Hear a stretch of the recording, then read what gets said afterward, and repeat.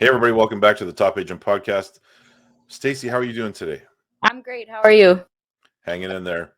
We have a very special guest today, of course, Holly Maloney, 5-time eXp icon. Before we get into that interview, make sure you hit subscribe on this channel, hit like on this video, and without further ado, Holly Maloney. Awesome.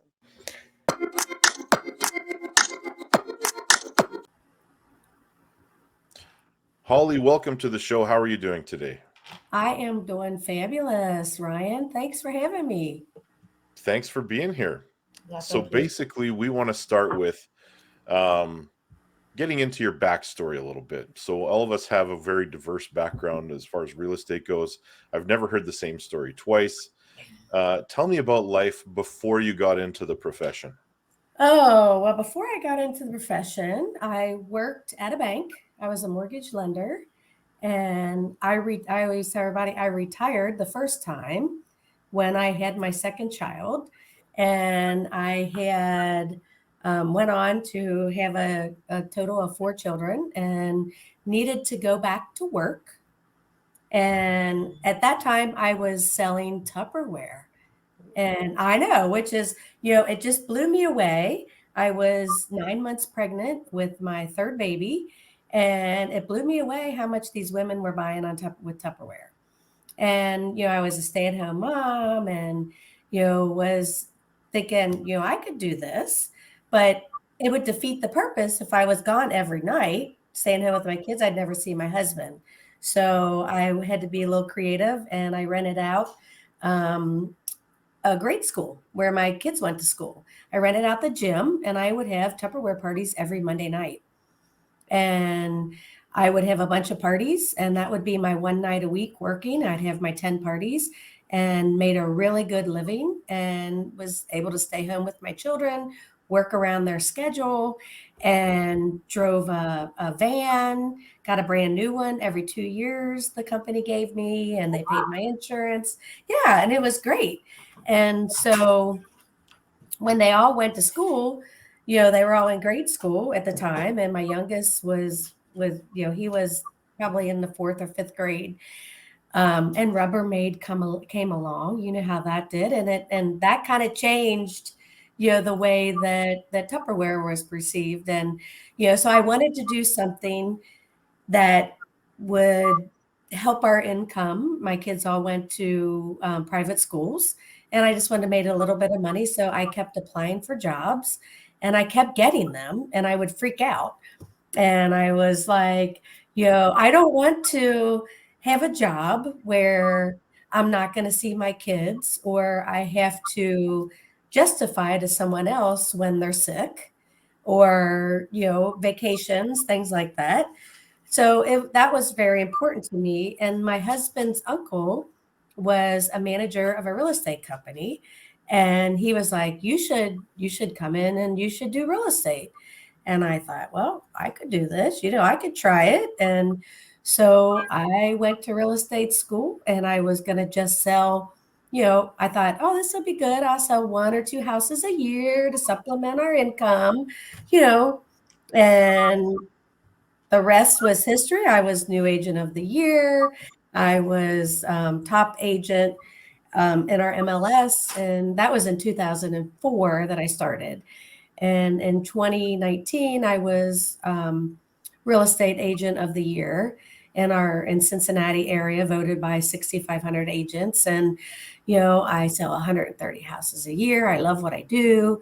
I never had to compromise anything with my kids. I was the room mom, the hot lunch lady. I could go on the field trips. I did about everything. And my kids were always an appointment. So it worked out way better. I sold way more than 2 houses a year. And it was easy because I love what I do. Nice. So would you say your Tupperware business transferred over a lot of like the clients into real estate? And did you keep up doing Tupperware for a bit, or you were just I did not. When I sold for a little bit, I still kept in contact with my people in my sphere. They were all, the people that love you, your friends and family. And actually, I just sold a condo to the couple who owned the distributorship where I sold Tupperware, and I'm selling their house Oh, in the nice. spring because they're downsizing. And, I always told them they were the neatest people. And they always used to tell me, the harder you work, the luckier you'll be. And that has stuck with me forever. Nice. Tell me a little bit about, I have a few questions just from your story, but I know you're licensed in Ohio and Kentucky. Is that correct? Correct. Yes. So how do you split your time between those two locations? Well, where I'm at in Cincinnati, Ohio, we are 15 minutes from Kentucky, right across the river. I can see Kentucky, and we're actually 15 minutes from the Indiana border. So I have, there is a girl on our team that's licensed in Indiana, and they kind of call it the tri-state area. So where I'm at in Cincinnati, you have to be licensed pretty much in all three states. I ended up getting my Kentucky license because in my previous company, I did a lot of relocation for Procter and Gamble. And when you're that close, it was easier. People wanted to see houses in Northern Kentucky and also in Cincinnati. So it gave me more credibility being licensed in both states than being an Ohio license and then being partnered up with a Kentucky agent. So Yeah. the majority of my business is probably, I would say, probably 60-40, 60 in Ohio and 40 in Kentucky. Wow. Mhm. I do have another question from your story. 6,500 agents in that local market, and they voted you as number, or basically the Realtor of the Year. Is that what the title was? Yes. That is impressive. How does that process happen? Does somebody nominate you? You get nominated. Apparently Yeah. somebody nominated me, and they nominate you based on um, your sales, how well you interact with other agents. I do a lot on our local boards as well because I always feel like you have to give back. Um, I'm not an agent that likes to swim in the gray area.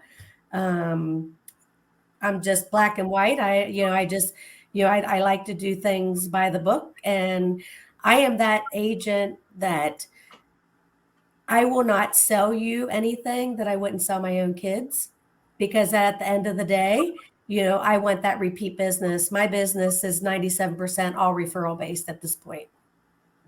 Yes. Excellent. That's great advice. Well, Yeah, I'll let you take the next one. question is, this is a two-parter. Okay. So I would like to know how your real estate career unfolded, other companies you were at, and then what drew you to eXp. Okay. So I started with a traditional brokerage. I started with it was a Berkshire Hathaway brokerage, Huff Realty here in Cincinnati, because my husband's uncle, he was the manager there, and he's the one that got me started. I loved everybody there. It was nothing, when I left, the reason that I left is because I had a company back in 2008 called Three Blondes in a Short Sale. If you already know, how the market was, short sales were a thing, and that was a national company that we had. So we opened our own brokerage, 3B brokerage, to go along with it. We did thousands of short sales around the country, and that was just by, I've always looked at things big picture. I used to be a speaker. Well, not used to be, but I spoke several times up at Inman on short sales and different topics, things like that. I've always, like I said, I like to see big picture. And after the short sale market had kind of dried up like it did, I was partner in another local small brokerage, and we were in Ohio, Kentucky, Indiana. And I sold that company in 2017 because one of our partners we got a new partner up north, and the dynamics weren't quite the same. And so I stayed on as an agent. And again, being up at Inman, I kept hearing about eXp. And everybody always tells you that story. you know, I, I kept asking everybody, and I'm like, it sounds too good to be true. What am I missing? Because there's always, I mean, there's always new Mhm. brokers popping up and brokerages popping up. And I heard about it, gosh, long before I joined. And I wish I would have, I'm like everybody else at eXp, I wish I would have joined earlier. Um, when I did join, there were less than 10 agents in Ohio. And I ended up joining because I met with my financial advisor, and he was looking over the numbers, and he just looked at me and he goes, "This is a no brainer. What do you got to lose if I mean, you go there and the stock's not worth anything, who cares? You're not, yeah, right. You're not losing anything because it's not anything that you have at your brokerage." Yeah. And honestly, I was making a bigger split at my brokerage where I was at, and I'm making way more money on the eXp split. So in January 2018, I decided to join. And like I said, there were less than 10 agents in the Cincinnati area, less than 100 agents in Ohio. And back then, that's when, there were less than 6,000 agents in the whole world. And I happened to be at our Ohio convention, and Jason Guessing was the one who actually gave me my little tutorial through the world and showed me around, Wow. right, way back when they used to travel. And Gene Frederick flew into Cincinnati, and we had lunch. And I remember he had his notebook. And if you've ever sat down with Gene, he's got all his numbers and he's writing all his numbers. And I go to the restroom and come back, and he's got the pad of paper that says, "Welcome to eXp." And it's all signed and everything. So then it's history. I joined, and I've never looked back. It has been an amazing journey. Stock was, $5 when I joined, and we saw it go all the way up and split. And it is amazing. And Ryan, like you said, it's one of the big reasons I did. I'm a big technology person. I have been a part of brokerages, different systems. I'm in the middle of creating an app. I've been on all, I love big picture. So joining eXp and all their technology was a great fit for me, even without the stock and everything else. As a producing agent, all their systems, everything that they have that I use, I could possibly not use everything. And I was paying all myself, those systems, a monthly fee. So it's a no-brainer. I mean, just for whatever reason you join eXp, whether to recruit or attract agents, stock, or just being a productive agent. Fun fact, Ryan was like one of the first agents in Manitoba on eXp in our province. Yeah. So. Oh, awesome. So how long ago did you join, Ryan? Well, just over 2 years. So the second that eXp was available, I was on board with the company. So that's awesome. I probably could not have joined sooner unless I got licensed in another province. Yeah. Okay. Yeah. And did everybody say, because when I joined, everybody was like, "Congratulations on your brokerage." I'm like, "It's not mine." I mean, I'm They did. It's not mine. I had they thought it was a play on my last name. Right. Oh, yeah. Yes. I didn't think about that. Everybody, and I'm like, "No, it's not mine." I had someone ask me yesterday, "Do you have your own brokerage, right?" Nope. Kind of. Yeah. I joined 1 year. Well, I guess, yeah, it would have been 1 year after you, right, Ryan? Yeah. Okay. Yes, exactly. Yeah, so it's been a year, just over a year for me in eXp. So when I joined eXp, I kind of ended up bringing somebody with me, which was nice, from my previous company. Oh, nice. And then we've focused on agent attraction. Are you focusing on agent attraction or your revenue share organization? I am. When I first came over, I had a non-compete. So I kind of just laid low for a bit. But I have been focusing the last year or two on agent production or agent attraction.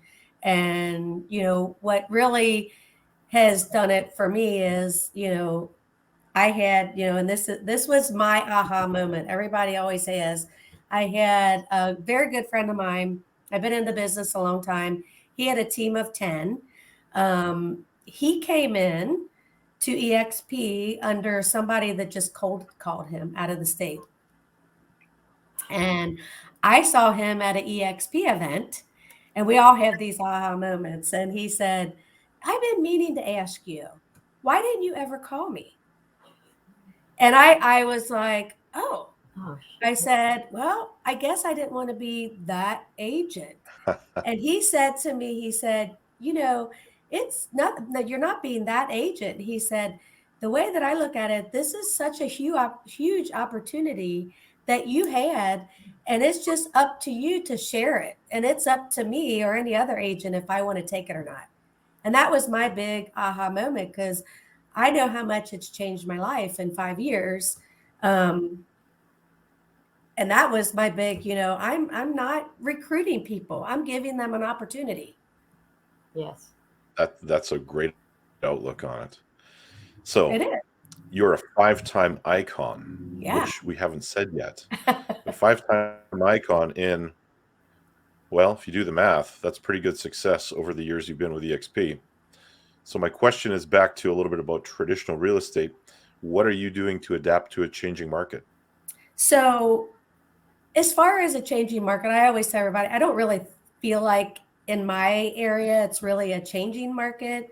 The last 2 years have been a different market. It's been crazy. You were just order takers. You didn't know how, you didn't have to do anything else. So I feel like we're kind of coming back to a normal market to where you're going to have to go back to basics. You're going to have to know how to sell real estate. You're going to have to find properties for your clients. You can't just let them find a property and call you and say, I need to get in this property. So you actually have to put the work in. Like over the last 2 years, I don't feel like a lot of agents have had to do that. And, that's what I tell a lot of agents, good markets make bad agents and bad markets make really good agents because, I don't know about your market, but all the time is of the essence. The times everything flew right out the window. It was a free for all. Yeah, it was. It was wild, and it's almost it's not almost. It is a disadvantage for a new agent to start in that market because that's what they expect. Right. Right. Yeah. Yes. Um, so you're a 5-time icon, which is a goal of mine. Just to icon once would be great. But I will. I'm almost there. I was Yay. not far last year, but what advice could you give someone like myself looking to become top producing agent? So let me ask you a question. Stacy, how long have you been in the business?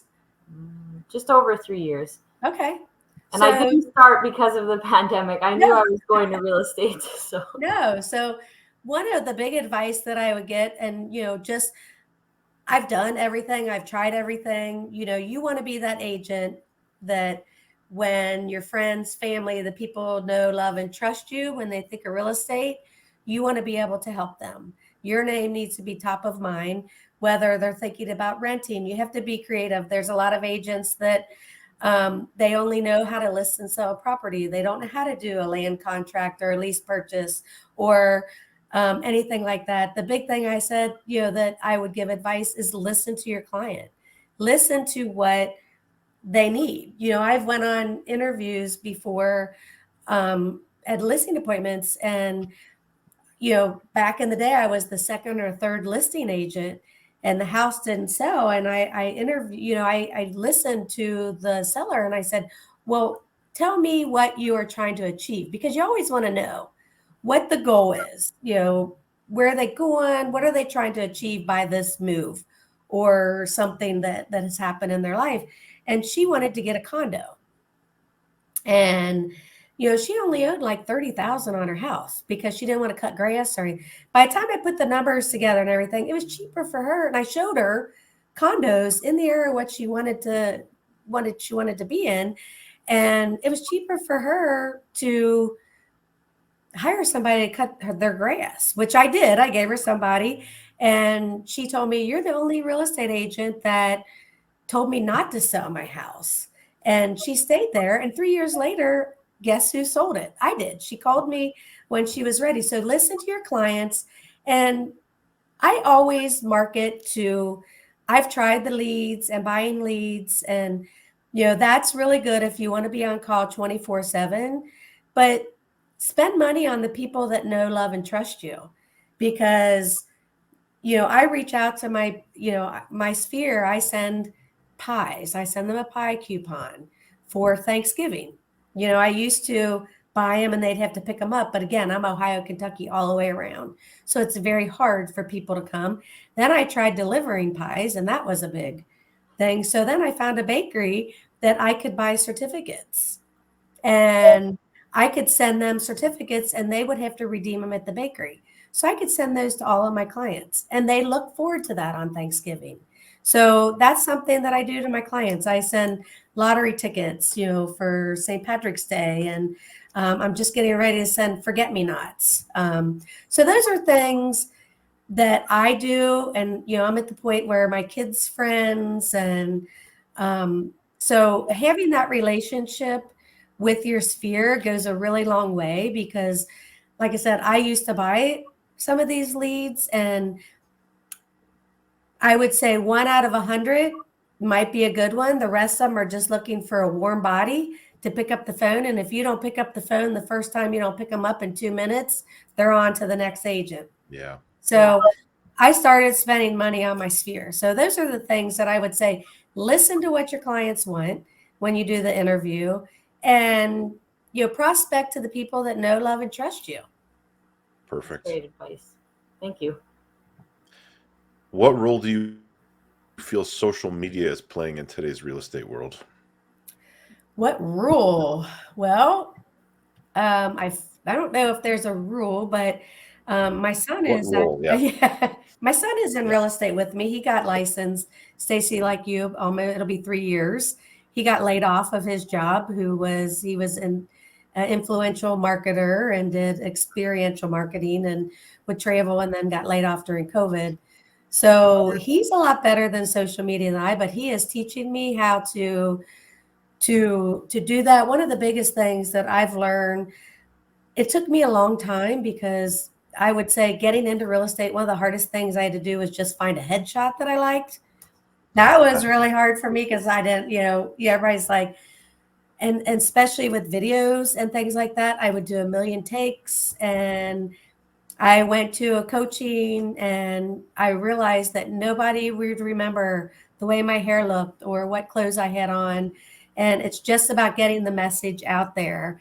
And on social media, one of the things, and people don't care how busy I am. They don't care. I don't want to put out there, oh, I've had a busy day, 5 showings, 2 offers, under contract. People don't care. I want to give clients and people something of value, that they're going to watch my videos and not just, so I always try to, the rule of thumb, I guess, Ryan, would be, when I'm putting something out there, put something out there of value, that people could use, whether, a little tip. Perfect. That's true. It's especially now everyone's trying to do social media, and then it just gets boring. Yeah, I know. And it goes on and on and on and on. Next, I want to do a quick little tip, and right. Yeah. Yeah. Well, the next 4 questions we're going to ask you, and I may have overplayed my hand, they're just going to be fun ones to get to know you a little bit better. Okay. So the first one is, what is your favorite movie of all time? Oh, my favorite movie is Elf. That is I'm born in December 22nd, so hence the name Holly. And I've always loved that movie. So it just makes me laugh. I start watching it in November and watch it a bunch of times. I'm the same way with Christmas Vacation. So, other than Elf, what's your favorite thing to do when you're not doing real estate? One of my favorite things to do is I have a big family. I have 5 children and 2 grandchildren, and I love to spend time with my family, and I love to cook. I love to cook.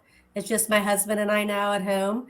So it's hard to get used to cooking for two. So Sunday's my big cook day, and we have a pool, and I love everybody just coming over and eating. Nice. What book has had the most influence on you? One of my favorite books is The Miracle Morning. I love that because you can, it's a great. I love motivational books. Um, I love Tony Robbins. I just read his latest book, but The Miracle Morning is a very nice short read, and it's about how taking time to yourself. I don't know if you ever read it, but it's about taking time for yourself, getting up early. I don't get on my computer before 9 o'clock. I don't get on my phone. I don't get on Facebook. I don't get on anything until 9 o'clock. And I want to take care of me, because otherwise you go spiraling down that rabbit hole and it's 11, 12 o'clock. So that's one of my favorite movies, or books, I should say. So are you in the 5 a.m. club or the 6 a.m. club? I'm in the 6 a.m. club. Okay, so that's where I'm at. Ryan, I think, is in the 5. You're the 5 a.m.? Yeah, but I'm in the 6. I definitely agree with that. Like, we both do the same thing in the morning: exercise, do whatever you got to do, and then get to the desk. And it's definitely made a big difference too if you're sitting all day and take your time to do your thing in the morning. Oh yeah, Yeah, absolutely. great. Yeah, we actually never get the same book by anyone, so I haven't heard that one come up yet. So that's awesome. That's a good one. Yeah, it's a very short read. And the hardest question of the day: what is the best piece of advice you have ever been given? I would say the best piece of advice is the one I got when I was in Tupperware from the distributor. And she used to say, the harder you work, the luckier you'll be. I actually have a sign in my office that says that as well. Nice. That is excellent advice, and something that people should really pay attention to. Right. It's short and simple, and it is true. And if you love what you do, you'll never work a day in your life. Perfect. Holly, that's all the questions we have for today. I'd like to thank you very, very much for joining us today. Yeah. It's been wonderful to talk to you, and hopefully we can do it again at some point in the future. Yes. Thanks, Ryan and Stacy. It was great having me on.